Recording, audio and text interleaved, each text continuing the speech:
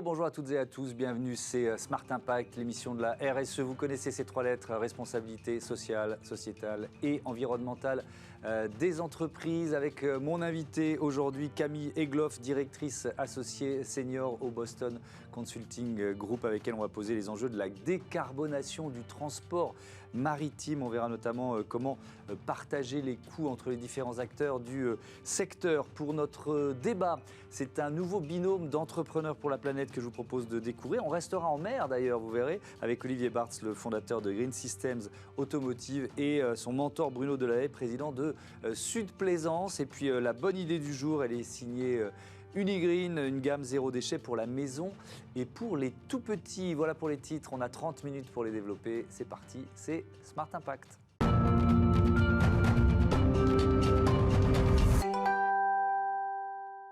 Bonjour Camille Egloff, bienvenue. Bonjour, vous êtes donc la directrice associée senior au Boston Consulting Group, spécialiste des transports et de la logistique. On va démarrer par un chiffre qui, moi, j'avoue, m'a surpris quand j'ai préparé cette émission. Combien devrait coûter la décarbonation du transport maritime ? Alors, on parle effectivement de 2400 milliards de dollars. Ça fait beaucoup de zéros. Ouais. Mais en fait, quand on regarde à quoi ça correspond, on parle d'une décarbonation sur 30 ans. Bien sûr, on espère que ça va aller plus vite, mais ce chiffre-là est estimé sur 30 ans. Ça fait 80 milliards par an.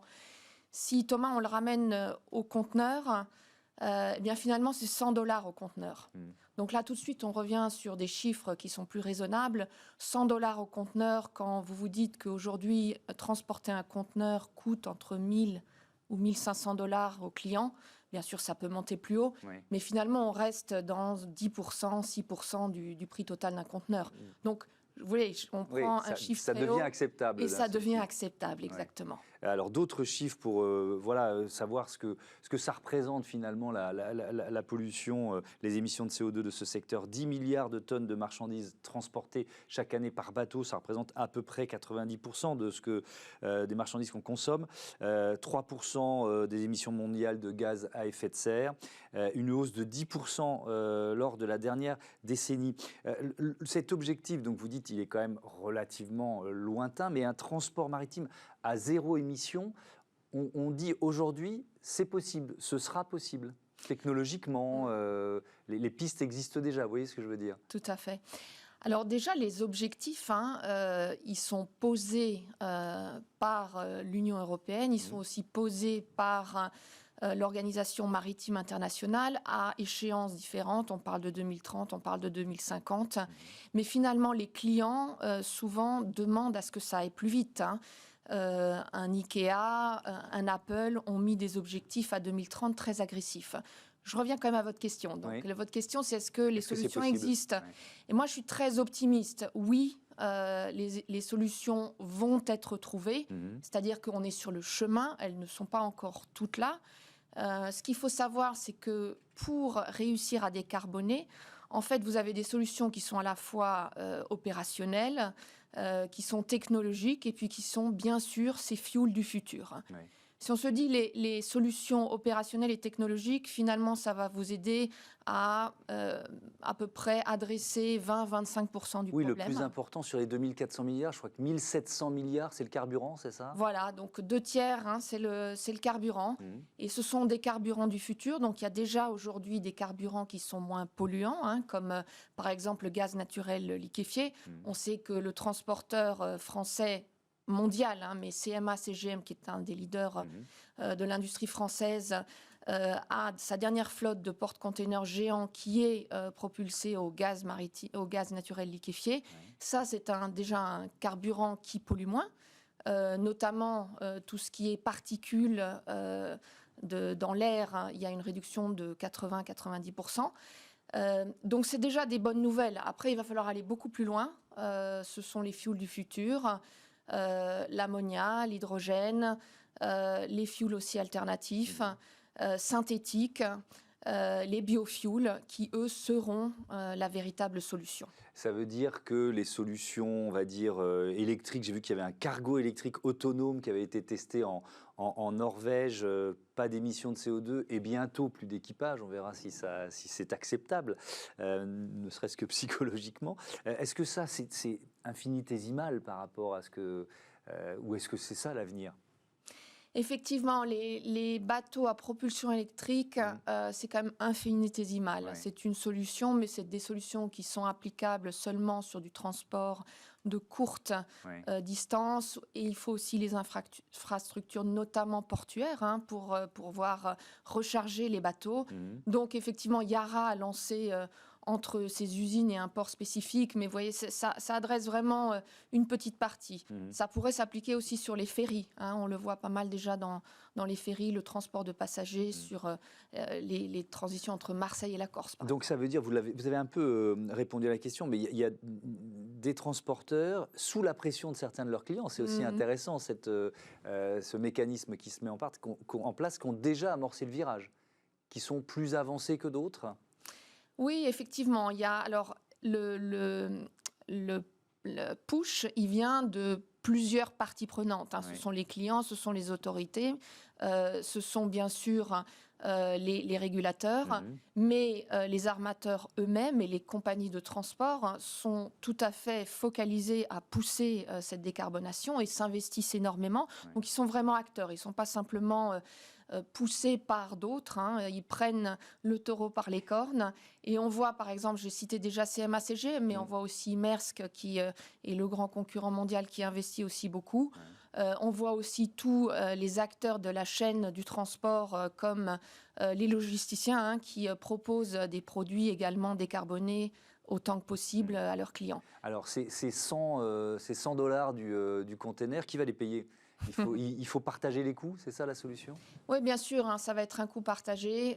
Nous, on a fait une enquête. Le BCG a interrogé environ 200 clients, des grands clients, des entreprises. Finalement, 70% nous disent oui, on est prêt à payer, mais ils sont prêts à payer 2 à 4% de premium. Et tout à l'heure, je vous disais, Thomas, c'est environ 10% le premium qu'il va falloir couvrir. Donc, ça veut dire que l'ensemble des acteurs de la chaîne vont devoir mettre au pot. De toute façon, ce genre de problématique et le genre de coût dont on parle ne peut être couvert que si tout le monde se donne la main et collabore. Ça veut dire les motoristes, les compagnies de transport, ça veut dire les intermédiaires et bien sûr le client final, que ce soit les entreprises ou le consommateur. Mais alors pour y arriver, qu'est-ce qu'il faut faire ? Il faut organiser une espèce de sommet du secteur pour que tout le monde se mette autour de la table et dise bon bah ok, on y va. Moi je pense que ces sommets ils existent déjà. Il y a déjà des associations et des discussions au plus haut niveau. Ce qui manque probablement aujourd'hui, c'est vraiment une taxe carbone, parce que ça permettrait de mettre tout le monde d'accord et de mettre tout le monde face à ses responsabilités. Le Japon a annoncé il y a quelques jours qu'il contemplait éventuellement lancer une taxe carbone pour tout cargo qui partirait ou arriverait au Japon. Moi, je pense que c'est une avancée, parce qu'à un moment donné, cette taxe, elle va permettre d'obliger tout le monde à avancer, et donc il n'y aura pas ceux qui avancent et les autres qui sont derrière et qui finalement se maintiennent à l'abri. Oui.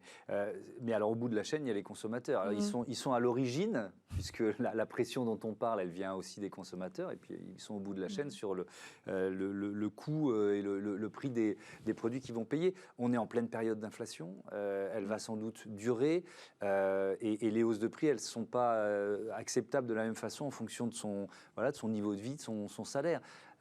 C'est l'acceptabilité de la hausse des prix et plus généralement de la transition écologique qui se pose. On en parle souvent ici. Ça veut dire quoi ? Ça veut dire que c'est au gouvernement de prendre le relais. Vous parliez de leur rôle réglementaire. Il faut aussi qu'ils accompagnent les consommateurs les plus fragiles. Alors d'abord, on va remettre un petit peu les chiffres. Donc l'impact de la décarbonation, ces fameux 2400 milliards dont je parlais au départ, si vous le prenez sur un téléviseur qui arrive d'Asie, de Chine, ou de Corée, c'est 0,5 € le premium. Donc le coût en plus. Ok, mais sauf qu'on achète une télé une fois tous les, je sais pas, 10 ans ou 15 ans, mais il y a d'autres produits qui sont transportés quotidiennement. Et si chaque produit subit une petite hausse, à la fin, pour ceux qui sont à 5 € près, ça passe pas. Vous voyez ce que je veux dire? Tout à fait. Non, mais j'entends votre question. Et effectivement, il y a cette inflation qui va aussi apparaître par rapport à cette décarbonation, parce qu'à un moment donné, quelqu'un va devoir payer. Après, c'est vrai que, par exemple, dans différents plans du gouvernement, il y a un certain nombre de subventions qui viennent sur des produits décarbonés, que ce soit des produits de consommation, de construction, de rénovation. Et ça, c'est l'exemple français, mais finalement, cette décarbonation, c'est une affaire mondiale. L'Europe est plutôt en avance. Et il va falloir que, effectivement, il y ait des aides pour pouvoir faire face à cette augmentation. Mais une fois de plus, remise à chaque objet que l'on consomme, surtout les biens de consommation, les habits, les biens électroniques, etc. C'est vraiment une toute petite partie, c'est entre 2 à 4%. Merci beaucoup, merci Camille Egloff. C'était passionnant de découvrir ces perspectives pour le secteur du transport maritime. On découvre tout de suite dans notre débat un nouveau binôme créé par Entrepreneurs pour la planète, où il sera encore question de carburant pour le transport en mer, plutôt la plaisance.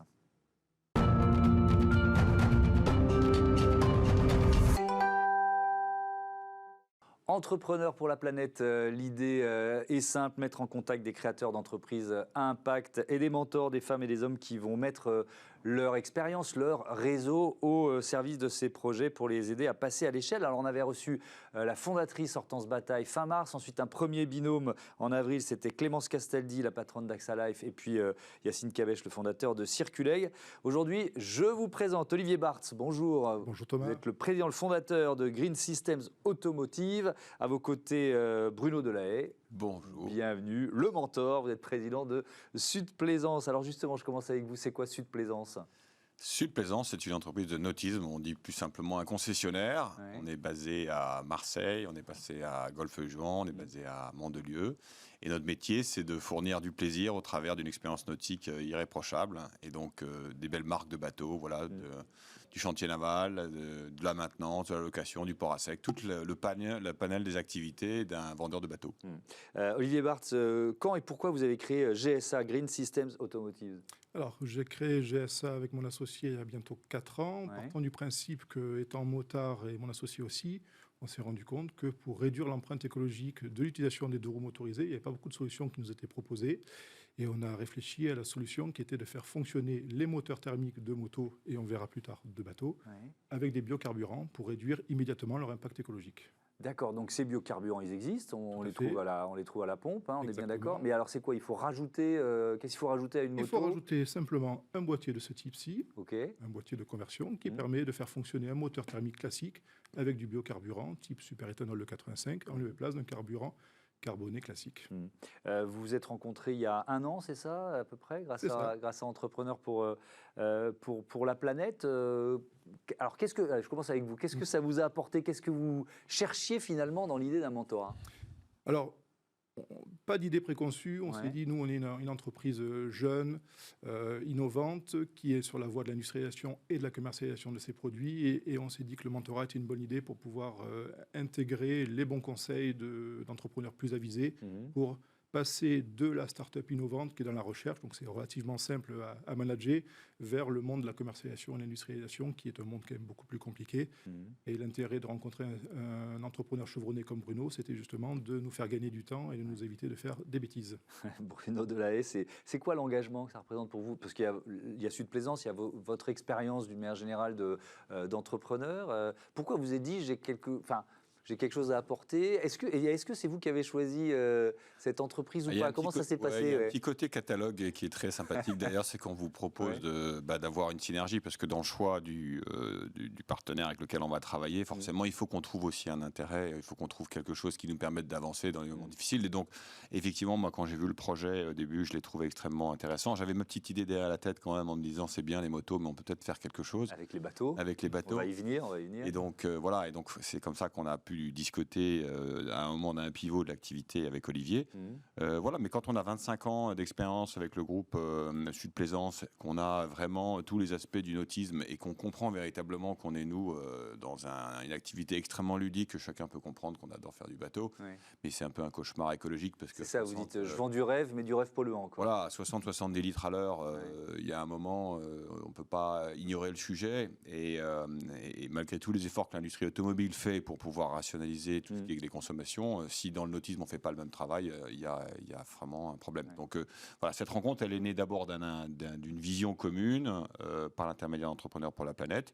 Et rapidement, il y a eu un fit très intéressant parce qu'il y a une vraie opportunité économique également. Cache pas. Et donc il y a effectivement la création de GSA Marine. Il nous reste du temps, on va vraiment y consacrer toute la fin de ce débat. Mais Bruno Barthes, est-ce qu'il y a des erreurs que vous avez évitées grâce à votre mentor, grâce à Olivier Barthes, Bruno Delahaye? Oui, forcément, il y a des erreurs, mais surtout, c'est pas tant en termes d'éviter les erreurs ou passer par-dessus les choses trappes, c'est surtout l'idée de gagner du temps, de gagner de la maturité, d'avoir un interlocuteur qui est aguerri, Bruno, 25 ans derrière lui, Sud Plaisance. Vous l'appelez souvent? On s'appelle, on va dire, à chaque fois que nécessaire, c'est-à-dire souvent. Oui, assez souvent. Ouais. Mais même avant de se dire on crée GSA Marine, vous voyez ce que je veux dire? S'il y a eu 2 étapes dans votre histoire de mentorat. L'idée du trinôme créé par EPLP, donc EPLP, GSA et Sud Plaisance, c'était vraiment d'avoir, évidemment, c'est un peu le Tinder des entrepreneurs, donc on s'est vu, on ne sait plus.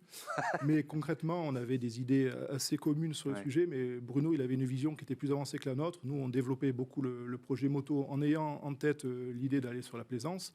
Mais c'est vrai que la rencontre avec Bruno nous a permis de gagner 2 ans sur le développement et de l'activité et d'avancer sur cette nouvelle activité pour GSA. Et donc, ça s'appelle GSA Marine. C'est quoi l'idée, Bruno Delahaye? L'idée, elle est de proposer à un propriétaire de bateau, tout simplement, de dire, voilà, aujourd'hui, vous utilisez du SP95 pour pouvoir alimenter votre bateau. Aujourd'hui, la pompe à essence marine, elle est en général encore un peu plus chère que celle que vous avez sur les réseaux autoroutiers. Donc, on est quasiment 10% plus cher. Donc, en gros, aujourd'hui, vous êtes à 2,25 € le litre pour du SP95. Bon, quand on a un réservoir de 500 litres, faites le calcul, ça fait cher la balade.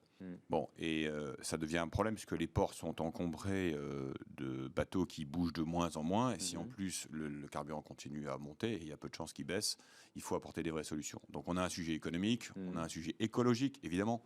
Le niveau de consommation, le niveau de rejet de carbone d'un bateau est important compte tenu des consommations des moteurs. Donc il faut des solutions. Voilà. Après, on va vite toucher à un autre problème qui est un sujet qui est l'avitaillement. C'est bien gentil tout ça, mais où sont les pompes? Il n'y a pas les pompes pour l'instant. Voilà. Donc c'est un problème qu'on ne rencontre pas dans un deuxième volet sur lequel je travaille, qui est l'électrique, parce que sur les places de port, on a des prises triphasées, donc ça c'est déjà prêt. Mais sur ce sujet-là, ça reste un des nœuds du problème, mais on y travaille. On a beaucoup de très très bons signaux qui montrent que ça va déboucher. Olivier Barthes, technologiquement, c'est pas compliqué? C'est-à-dire que ce qui marche sur une moto, c'est pareil sur un bateau, ou il y a quand même un peu de boulot, quoi? On va dire qu'il y a effectivement du boulot, mais le fait qu'on ait bossé pendant 2 ans sur la technologie moto nous a ouvert des passerelles plus importante que ce que l'on pensait au départ sur la technologie marine, ce qui nous a permis de pivoter assez rapidement sur cette activité. Je voulais rappeler, effectivement, Bruno parle de l'électrique, qui est sûrement l'avenir dans ces sujets-là. Nous, on est vraiment sur une vision très pragmatique de la décarbonation du moteur thermique et de dire que ce soit pour la moto, les véhicules loisirs ou la plaisance, on vient apporter une solution aux flottes qui sont d'ores et déjà existantes. On n'est pas sur la prochaine génération. Et l'idée de faire fonctionner des bateaux ou des motos avec du biocarburant permet d'avoir une action directe, évidemment, le carburant, mais une action aussi, un impact indirect, qui est celui de ne pas avoir à recycler une flotte et à fabriquer de nouveaux véhicules. Oui, c'est ça. C'est-à-dire qu'on ne change pas, on ne vire pas la voiture thermique pour acheter une voiture électrique. On est vraiment dans de l'économie circulaire. Oui, d'accord. Et donc, vous en êtes où? Vous en êtes au stade du prototype On est en phase d'industrialisation. On a commencé les essais avec Sud Plaisance, qui sont plutôt prometteurs, je pense qu'on peut le dire. On a ensemble travaillé sur ce qu'on a fait des bancs moteurs, c'est-à-dire qu'on va utiliser un moteur, qu'on va le faire fonctionner à tous les régimes, on va du coup calibrer les calculs du boîtier. Ça, c'est Olivier qui peut en parler plus que moi. Donc on a vraiment un produit qui est spécifique et qui n'est pas le même produit qu'un boîtier qui irait dans une automobile. C'est important de le signaler. Ça veut dire qu'il est un peu plus gros. Non, on a vraiment développé toute l'intelligence du boîtier spécifiquement et en tenant compte des contraintes externes que sont la corrosion, l'adjonction d'eau dans les carburants. Donc on a vraiment développé Ce qu'on avait fait en moto, un boîtier qui était très spécifique aux contraintes de la moto, on a adopté le même mode de fonctionnement pour développer un boîtier spécifique au domaine de la plaisance. C'est facile à installer. C'est assez facile à installer, surtout quand on a affaire à des équipes techniques comme celle de Sud-Plaisance qui sont assez aguerries. Ça coûte cher? Non, alors ça coûte pas. Alors sur la première question, est-ce que c'est il faut 2 à 3 heures pour installer complètement un boîtier. Donc c'est pas c'est le temps qu'il faut pour faire une révision sur un moteur. C'est pas énorme. Ça coûte combien? Ça coûte. Alors on répond rarement en euros, mais je vais vous y répondre quand même. On dit en nombre de pleins, c'est-à-dire si vous avez un bateau qui fait 6-7 mètres avec un 150 chevaux, vous allez amortir le boîtier entre 5 et 6 pleins. Vous voyez, c'est pas énorme. Donc, si vous avez un gros bateau avec 2 fois 300 chevaux, là, c'est en 2 pleins. C'est ça. Bon, au final, ça coûte 1 400 €. Mais il faut raisonner plutôt, effectivement, en nombre de pleins et en gain immédiat. En ROI, effectivement. Donc, vous dites on est en phase d'industrialisation. Donc, ça veut dire quoi? Ça veut dire que, alors moi, j'ai pas de bateau, mais j'ai un bateau et je veux moins polluer cet été. Ça y est, je peux installer votre boîtier? Il faut s'adresser effectivement à votre distributeur Sud-Plaisance, alors fournir une solution. C'est un bon point. Sur le timing, là, ça fait longtemps qu'on travaille sur les protos. Les protos sont prêts. Cet été, moi, j'ai 40 bateaux de location qui vont déjà fonctionner à l'éthanol avec une solution d'avitaillement que je crée moi-même. Donc, je vais y revenir au Il y a un petit équilibre quand même à créer. J'attends avec impatience que les métropoles, les CCI, les villes qui gèrent leurs points d'avitaillement intègrent les biocarburants dans leur délégation de service public pour les opérateurs et que finalement ça devienne une condition pour obtenir ces droits d'exploitation des pompes à essence qu'ils aient donné ou qu'ils donnent accès à des biocarburants. Quand ça va se débloquer, l'économie de l'éthanol et des biocarburants dans le monde marine va décoller très rapidement. Ça veut dire quoi? Ça veut dire que c'est une filière de l'avitaillement qu'il faut créer, qui n'existe pas aujourd'hui? On va être plus simple. C'est qu'aujourd'hui, une pompe à essence, concrètement, a des cuves et chacune de ces cuves peut recevoir aujourd'hui de l'éthanol. Il n'y a pas d'équipement particulier. C'est juste un choix stratégique du distributeur qui dit je mets plus de diesel, je mets de l'essence ou je mets de l'éthanol. Donc il y a un choix stratégique à faire. Donc il y a un petit phénomène d'œuf et la poule, à savoir lequel des deux va démarrer le premier. Est-ce que c'est si je mets des boîtiers. Oui, mais il va y avoir forcément un temps où il faudra les deux.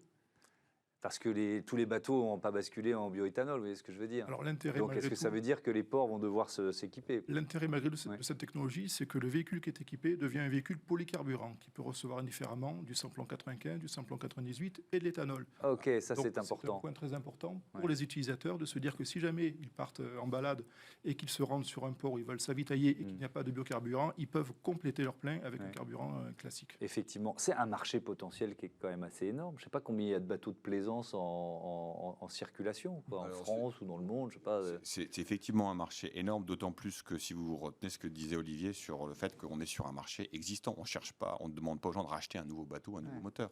Donc par exemple sur le port de Marseille, il y a 8 000 anneaux, je travaille sur la région de Cannes, c'est 16 000 anneaux. Pour ne prenez que ces deux-là, le 06 et le 13, c'est des marchés colossaux. L'impact est colossal. C'est une réduction en termes d'empreinte carbone de 72%. On a à Marseille une magnifique échéance qui sont les Jeux Olympiques en 2024. Donc nous, on propose aux politiques en disant, regardez, on pourrait de manière massive réduire l'empreinte carbone de nombreux bateaux. Pour ça, il y a un tout petit effort à faire sur le côté des équipements et sur justement l'approvisionnement en éthanol. Mais l'impact, il est immédiat. Et effectivement, il y a un vrai impact environnemental. Merci beaucoup. Merci à tous les deux. Bon vent, c'est le cas de le dire, à GSA. Marine, on passe à Smart Ideas tout de suite. Une start-up à l'honneur.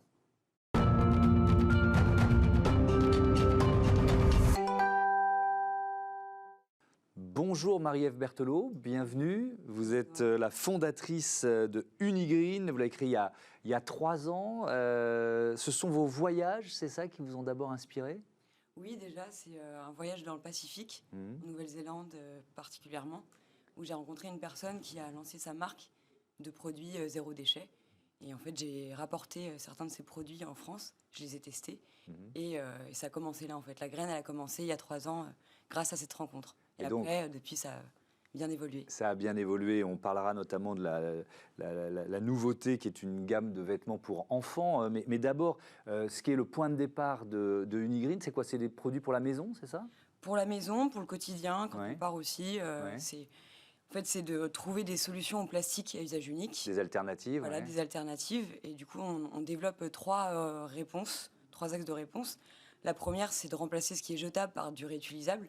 Donc ça va être la gourde, les masques lavables, des sacs à vrac.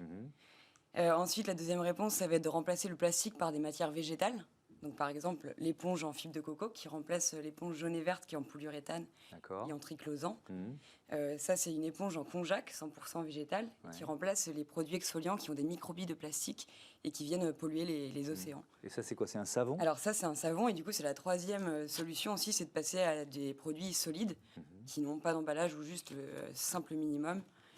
Du coup, pour enlever tous ces emballages qui nous encombrent et qui encombrent les océans. Quand vous décidez de lancer cette gamme, est-ce que c'est facile de trouver des fournisseurs français? Et comment vous vous êtes positionné par rapport à ça? Alors, au début, c'est vraiment la rencontre avec Mick Williams en Nouvelle-Zélande. Ouais. Et ensuite, pendant le premier confinement, en fait, il ne s'est pas passé grand-chose pendant deux mois. Et donc, en fait, c'est à partir de ce moment-là que j'ai commencé à fabriquer des produits avec ma machine à coudre. Et donc, j'ai commencé à faire des pochettes à savon, des étuis à brosse à dents, des lingettes démaquillantes, des masques lavables. Et depuis, on est 4 couturières à fabriquer des produits en tissu réutilisables sur Nantes. Ouais. Donc, vous êtes basé à Nantes, ça veut dire quoi? C'est un réseau de couturières qu'il a fallu créer en quelque sorte, c'est ça? Voilà, c'est ça. C'est des rencontres au début de personnes. Et du coup, en fait, je leur fournis la matière et elles travaillent depuis chez elles. Et je récupère ensuite les produits que je contrôle. Et ensuite, c'est vendu donc aux particuliers via mon site internet et sur Nature et Découverte, et aux professionnels via des box zéro déchet. Et donc, dans l'histoire de l'entreprise, c'est tout récent, hein, c'était le 21 avril dernier, vous lancez une nouvelle gamme. Alors là, c'est une nouvelle gamme qui est destinée aux tout petits, ça s'appelle les Poussinets, c'est ça? Les Poussinets. Donc c'est quoi? Vous avez appliqué un peu les mêmes principes à des vêtements, tout simplement? Voilà, oui. Et en fait, c'était de donner aux enfants plus petits des choses qui soient plus propres et qui soient plus durables. Par exemple, il y a ce pantalon évolutif qui a un bracelet au niveau de la taille et des chevilles, et du coup qui va pouvoir grandir avec l'enfant. D'accord. Et il peut s'enfiler dans les deux sens, donc ça permet à l'enfant d'être autonome. Et on a cette petite serviette bavelier, c'est entre le bavoir et le tablier, que l'enfant peut enfiler tout seul. Voilà, et puis sinon, on a aussi la couche. Ça pourrait être utile pour un adulte aussi. Hein. Oui, c'est vrai que j'ai eu des demandes pour des adultes, oui, on pourra le décliner. Et alors, quand vous choisissez les matériaux, voilà, c'est des vêtements qui sont destinés aux enfants, quel choix vous avez fait? Alors, on va chercher du coton, matière naturelle, des cotons bio la plupart du temps, sinon au Ecotech. Et sinon, ce tissu, c'est un nid d'abeille qui va être absorbant.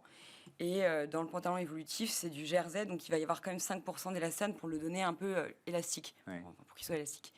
Est-ce que les filières existent? Vous voyez ce que je veux dire? C'est-à-dire quand on se dit, je suis en France, je crée mon entreprise, voilà, pour trouver du coton bio, etc. Je ne vous cacherai pas que c'est pas évident. Ouais, c'est pas simple. Parce qu'en France, on va faire du lin. Le coton, pour l'instant, il est fabriqué en Italie, en Turquie. Et ce qui est compliqué aussi, c'est de trouver des colorants qui soient végétaux. Et là, c'est la prochaine étape, c'est de trouver un fournisseur de tissus bio et avec des colorants végétaux. Donc là, j'en ai trouvé un à Nantes qui fabrique ce genre de tissu. Oui, mais c'est vrai que c'est pas évident. Non, c'est pas évident, mais ce qui est intéressant, c'est comme il y a plusieurs marques qui se créent avec les mêmes principes, qui cherchent des partenaires, forcément, il y a des débouchés pour les partenaires. Bref, il y a un cercle vertueux qui peut se mettre en place. Merci beaucoup. Merci Marie-Ève Berthelot d'être venue nous présenter Unigreen. Voilà, c'est la fin de ce numéro de Smart Impact. Un grand merci à toutes et à tous de votre fidélité. Ici, on accompagne les entreprises à impact et c'est passionnant. Salut, à demain.